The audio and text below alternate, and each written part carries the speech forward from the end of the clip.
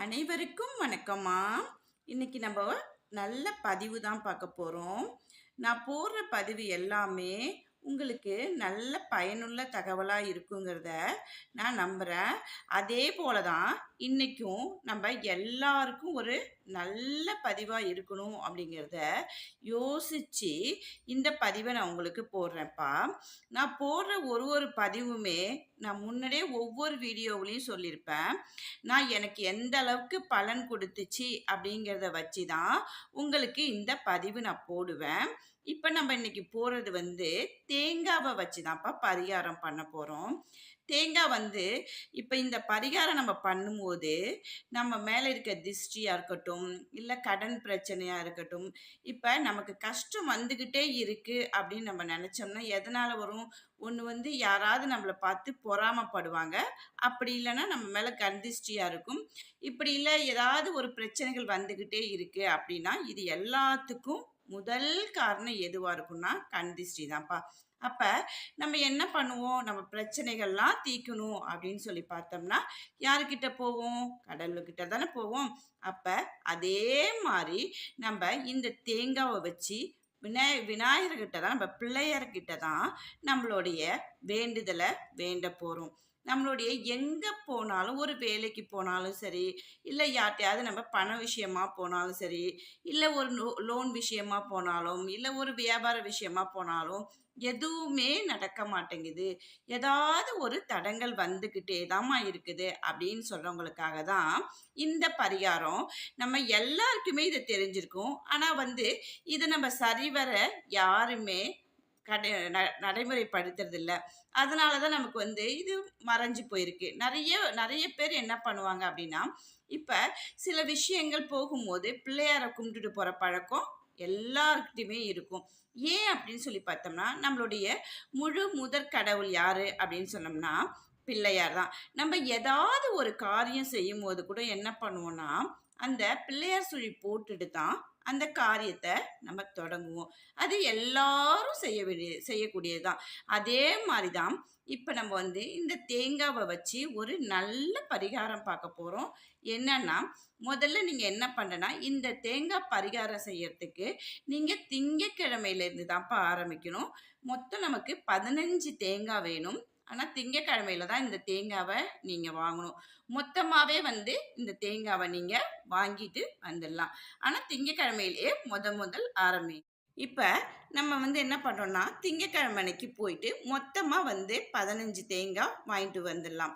திங்கட்கிழமை அன்னைக்கு காலையிலேயே நம்ம என்ன பண்றோம் அப்படின்னா, எப்பயும் போல எழுந்திருச்சு, குளிச்சுட்டு எல்லாமே பண்ணிட்டு சாமி விளக்கு ஏத்தும்போது, திங்கட்கிழமை அன்னைக்கு இந்த ஒரு தேங்காவ வச்சு சாமி முன்னாடி வச்சு நீங்க என்ன வேண்டுதல் வேண்டுறீங்களோ, அதாவது உங்க பிரச்சனைகள் எதுவா இருக்கட்டும், கடன் பிரச்சனையா இருக்கட்டும், வியாபாரம் சரியா போகல, இல்ல பணம் கிடைக்க மாட்டேங்குது, பண வரவு சரியில்ல, என்ன பிரச்சனை, குழந்தைங்க படிப்பா இருக்கட்டும், குழந்தைங்களுக்கு நல்ல வேலை கிடைக்கணும் அப்படின்னு எந்த வேண்டுதலா இருந்தாலும் திங்கட்கிழமை அன்னைக்கு வேண்டிக்கோங்க.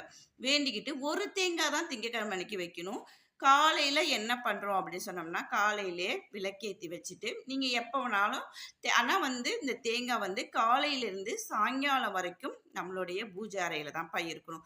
முடிச்சுட்டு, நல்லா வேண்டிட்டு, எல்லாமே முடிச்சுட்டு, அன்னைக்கு அன்னைக்கு ஃபுல்லா சாயங்காலம் வரைக்கும் இந்த தேங்காய் பூஜை அறையில இருக்கணும். சாயங்காலம் ஒரு 6 மணிக்கு மேல உங்க வீட்டுக்கு பக்கத்துல இருக்க பிள்ளையார் கோவில்ல போயிட்டு, ஐயருக்கிட்டயோ, அங்க இல்ல யார் இருந்தாலும் அர்ச்சகர்ட்டயோ யார்ட்ட வேணாலும் குடுத்துட்டு, "கொஞ்ச நேரம் இத சாமி பாதத்துல வச்சு எங்களுக்கு குடுங்க" அப்படின்னு சொல்லிட்டு, நீங்க என்ன பண்ணணும்னா, அந்த கோவில சுத்தி வருவோம் பார்த்தீங்களா? அந்த மாரி சுத்தி செதற தேங்காய் உடைச்சிருங்க. ஏன் அப்படின்னம்னா, செதற தேங்காய் உடைக்கும்போது, நம்ம மேல இருக்க எல்லா திஷ்டியுமே ஓடிடுங்க. அதனால தான் சொல்றோம், எந்த காரியத்துக்கு போறதுனாலும் பிள்ளையாருக்கு ஒரு தேங்காய் உடைச்சிட்டு போனோம்னா, அந்த காரியம் சக்சஸ் ஆயிடும் அப்படிங்கிறது எல்லாருக்குமே தெரியும். ஆனா, இப்ப இருக்கிற இந்த அவசர காலத்துல எல்லாமே அத மறந்துட்டு, டக்கு டக்கு டக்கு டக்குன்னு யார என்ன பண்றோம், யார கும்பிடுறோம் அப்படிங்கிறதே தெரியாம ஓடிக்கிட்டே இருக்கிறோம். அதனால இனிமேலாவது கொஞ்சம் நிதானமா எங்கேயாவது போறப்ப இது மாரி செய்யுங்க. திங்கட்கிழமை ஒரு தேங்காய் உடைச்சிட்டு வந்துருங்க. அது மாரி செவ்வாய்க்கிழமை அதே மாரியே சாமி கும்பிட்டு 2 தேங்காய். புதன்கிழமை 3 தேங்காய், வியாழக்கிழமை 4 தேங்காய், வெள்ளிக்கிழமை 5 தேங்காய். வெள்ளிக்கிழமையோட போதும். மொத்தம் வந்து நம்ம 15 தேங்காய் சூர தேங்காவா உடைக்கணும். நல்லா ஓங்கி அடிங்க. அந்த மாதிரி அடிக்கும்போது நம்மளுடைய பிரச்சனைகள் எல்லாம் சுக்குநூறா உடைஞ்சு போயிடும். இதுல உங்களுக்கு சந்தேகமே வேண்டாங்க. அதனால தான் உங்களுக்கு இந்த தேங்காய் பரிகாரம் சொல்றேன். இத செஞ்சு பார்த்துட்டு கண்டிப்பா உங்களுக்கு நல்ல பலன் தாங்க குடுக்கும். நம்பிக்கையோடு செய்யுங்க. ஒவ்வொரு பதிவுமே வந்து உங்களுக்கு நம்பிக்கையா இருக்கணும் அப்படிங்கிறதுக்காக தான் இத நான் சொல்றது. எந்த ஒரு பரிகாரம் நீங்க செய்யறதுனாலும், முதல்ல நம்பிக்கையோட செய்யுங்க. நடக்கணும், நடந்துருச்சு அப்படின்னு சொல்லுங்க. கொஞ்சம் கூட சந்தேகத்தோட செய்யாதீங்க. கண்டிப்பா அது நடக்கவே நடக்காது. என்னடா ஒவ்வொரு பதிவிலும் இப்படி சொல்றாங்களேன்னு என்னை தப்பா நினைக்க வேண்டாம். ஆனா இது வந்து நீங்க நல்ல முழு மனசோட சாமிய கும்பிட்டா மட்டும் தான் உங்களுக்கு நல்ல விஷயங்கள் நடக்கும். இது மாரி செஞ்சுட்டே வரும்போது, நீங்க என்ன வேண்டுதல் வச்சிருந்தாலும், உங்களுடைய பிரச்சனைகள் எல்லாமே சுக்குநூறா அந்த தேங்காய் உடையிற மாரி சுக்குநூறா உடைஞ்சு போகும். அதனால தான் வந்து நல்லா ஞாபகம் வச்சுக்கோங்க. திங்கட்கிழமையில தான் வந்து இந்த தேங்காய் வாங்கணும். திங்கட்கிழமை 1 தேங்காய், செவ்வாய்க்கிழமை 2, புதன்கிழமை 3, வியாழக்கிழமை 4, வெள்ளிக்கிழமை 5. மொத்தம் வந்து நம்ம 15 தேங்காய் வாங்கி வச்சுட்டு, ஒவ்வொரு நாளைக்கும் அன்றன்னைக்குமே அன்னன்னைக்கு அந்த தேங்காவ பிள்ளையார் கோவில்ல போய் உடைச்சிட்டு வந்துருங்க. அதுக்கப்புறம் பாருங்களேன், உங்களுக்கு எல்லாமே அதாவது கண் திருஷ்டி இருந்தாவே நம்மளால எந்த விஷயமும் நமக்கு நடக்காதுங்க. ஏன்னா, கண் ஓமல் இருந்தாலே நம்மளால அதாவது நம்ம குடும்பமே ஓங்காது அப்படின்னு சொல்லுவாங்க. அதனால தான் உங்களுக்கு சொல்றது, இந்த மாரி செஞ்சுட்டு, நீங்க எந்த விஷயம் தொடங்குறதுனாலும் இந்த மாரி செஞ்சுட்டு நீங்க பிள்ளையார வேண்டிட்டு போங்க. கண்டிப்பா உங்களுக்கு நல்லதே நடக்கும். இதுல கொஞ்சம் கூட சந்தேகமே வேண்டாம். நடக்குமா? நடக்காதா? அப்படிங்கிற சந்தேகமே வேணாம். கடவுள்ட்ட நம்மளுடைய பிரச்சனைய சொல்லிட்டோம் அப்படின்னா, கண்டிப்பா அது நடத்தியே குடுப்பாரு அப்படிங்கிறதுல சந்தேகமே கிடையாது. ஏன்னா, அவருக்கு தாண்டி எந்த சக்தியுமே கிடையாதுங்க. அப்படின்னு நம்ம எல்லாருக்குமே தெரியுங்க.